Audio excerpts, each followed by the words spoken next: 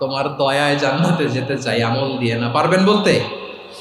কিয়ামতের দিন আমরা বলবো, আল্লাহ আমার আমল দিয়ে জান্নাত চাই না, আমি তোমার দয়া দিয়ে জান্নাত চাই। তোমার দয়া ছাড়া আমার কোনো উপায় নাই।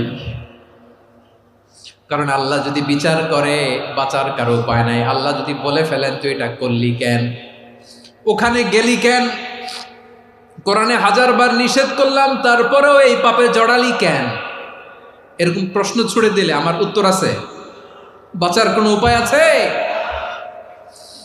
রোজ হাসরে হে আল্লাহ আমার করুণা বিচার, আল্লাহ করুণা বিচার। বিচার চাহি না তব দয়া চাহি, এ গুনাহগার।